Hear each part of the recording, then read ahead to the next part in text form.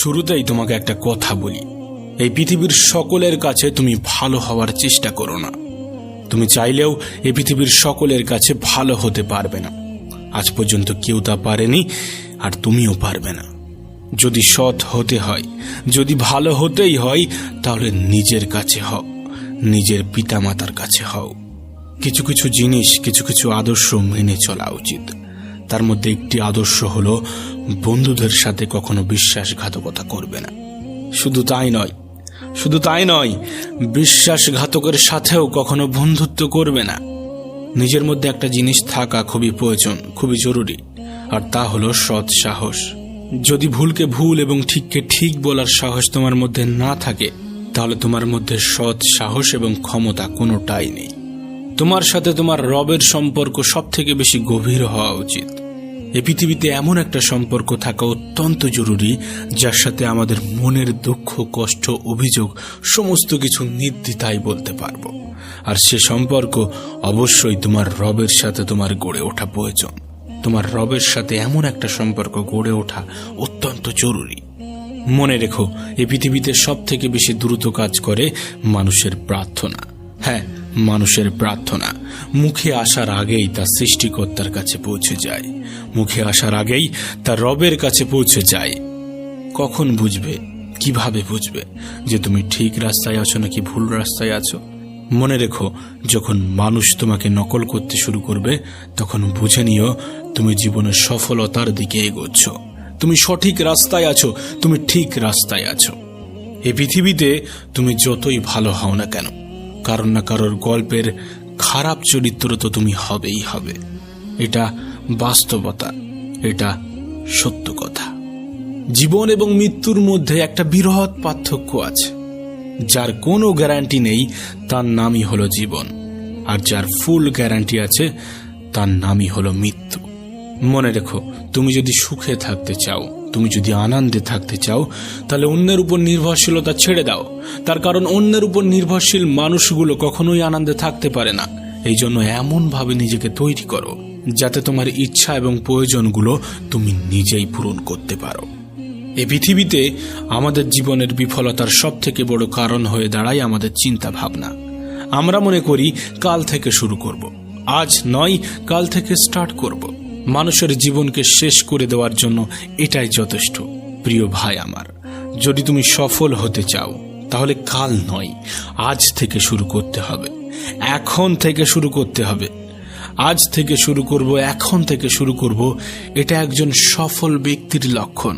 আর তুমি যদি সফলতা পেতে চাও, এ লক্ষণ তোমার মধ্যে ফুটিয়ে তুলতে হবে, এ লক্ষণ তোমার মধ্যে জাগিয়ে রাখতে হবে। একটা বইয়ের কাভার পেজ দেখে যেমন বইয়ের ভিতরে কি আছে তা জাজ করা উচিত নয়, ঠিক তেমনি মানুষের চেহারা দেখে সেই মানুষটাকে জাজ করা উচিত নয়। তার কারণ মনে রেখো, চেহারার তুলনায় বড় মুখোশ এ পৃথিবীতে আর কিছু নেই। মনে রেখো, নিজেকে সুখে রাখার দায়িত্বটা নিজেকেই নিতে হবে। হ্যাঁ, সবার থেকে পরামর্শ নিও, কিন্তু সেটাই করো যেটা তোমার মন তোমাকে নির্দেশ দেয়, সেটাই করো যেটা তোমার মন তোমাকে পরামর্শ দেয়। এ পৃথিবীতে সফল ব্যক্তিরা কখনো ভাগ্যের উপর নির্ভর করেনি। তাই তুমি যদি সফল হতে চাও, তাহলে ভাগ্যের উপর নয়, পরিশ্রমের উপর নির্ভর করতে শুরু করো। সেদিন দূরে নয় যেদিন তুমি সফলতার স্বাদ গ্রহণ করবে। শোনো প্রিয় ভাই আমার, যদি তুমি সত্যিটাকে সত্যি এবং মিথ্যাটাকে মিথ্যা বলার সাহস রাখো, তাহলে তোমার বন্ধুর সংখ্যা একটু কম এবং শত্রুর সংখ্যা একটু বেশি হবে। এটাই স্বাভাবিক, এটাই বাস্তব, এটাই সত্য। মনে রেখো, কাউকে না চিনে তাকে বিশ্বাস করা এবং পরিশ্রম ছাড়া কোনো কিছুর আশা করা, উভয় ক্ষেত্রেই বিশ্বাস ভাঙার সম্ভাবনা প্রবল। তোমাকে আগেও বলেছি, এখনো বলছি, সকলের মন জয় করতে চেও না। অপরকে ইমপ্রেস করার কোনো প্রয়োজন নেই, বরং নিজেকে নিজে ইমপ্রুভমেন্ট করতে থাকো। মানুষ নিজে থেকেই ইমপ্রেস হয়ে যাবে। না, সময়টা এখনো ফুরিয়ে যায়নি, এখনো সময় আছে। আর এই সময়টা তোমার। তুমি চাইলে সময়টাকে সোনার মতো মূল্যবান বানাতে পারো, আবার তুমি চাইলে সম্পূর্ণ সময়টা ঘুমিয়ে কাটিয়ে দিতে পারো। এটা তোমার উপর নির্ভর করছে তুমি তোমার সময়কে কোথায় ইনভেস্ট করবে। অবশ্যই সময় তোমারও মূল্য দেবে যদি তুমি তার সঠিক ব্যবহার করো। কিছু কিছু অভ্যাস নিজের মধ্যে তৈরি করতে হবে, যেমন কোনো খারাপ কাজ করার চিন্তা হলে সেটা পরের জন্য পিছিয়ে দিতে হবে। আজ নয়, কাল হবে, পরশু হবে, পরে হবে, এমনভাবে সেটাকে এড়িয়ে যেতে হবে। আবার কোনো ভালো কিছু করার চিন্তা হলে সেটা তক্ষুনি সেই মুহূর্তেই করে ফেলতে হবে। মনে রেখো, তুমি তোমার জীবনকে কেমনভাবে চালিত করবে সেটা তোমার উপর নির্ভর করছে। তুমি তোমার জীবনকে কেমনভাবে পরিচালনা করবে সেটা তোমার উপর নির্ভর করছে। আর এই সবগুলোর উপরেই নির্ভর করে তোমার জীবনের সফলতা। মনে রেখো, তোমার জীবনের রিমোট কন্ট্রোল কিন্তু তোমার হাতেই আছে। উপরওয়ালার হাতে আছে, কিন্তু সেটা তিনি তোমার হাতেই দিয়ে রেখেছে।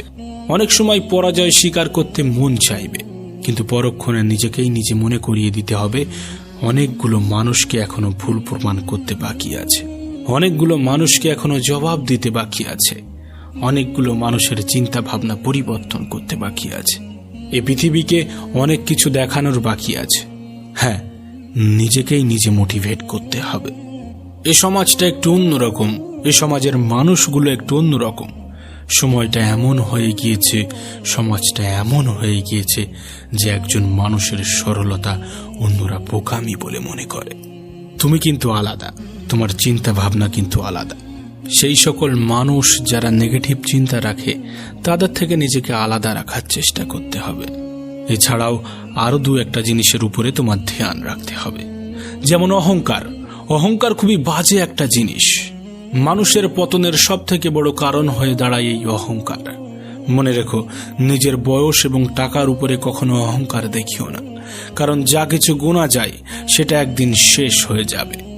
নিজের জীবনের উপরে কখনো রাগ দেখিও না, তার কারণ তোমার মতো জীবন পাওয়াটা হয়তোবা অন্য কারোর স্বপ্ন। জীবনটাকে এতটাও সস্তা করে তুলবে না যাতে কেউ এসে তোমার জীবনটাকে নিয়ে খেলার সাহস পায়। শেষে একটা কথাই বলবো, জীবনটাকে দুই ভাবে উপভোগ করা যায়, জীবনটাকে দুই ভাবে উপলব্ধি করা যায়। এক, যেটা তোমার সেটাকে অর্জন করো, যেটা তোমার সেটাকে অর্জন করো। দুই, যেটা তোমার কাছে আছে সেটাকে পছন্দ করতে শুরু করো। এবং সর্বোপরি নিজের প্রতি বিশ্বাস রাখো। বিশ্বাস রাখো নিজের উপর, নিজের রবের উপর।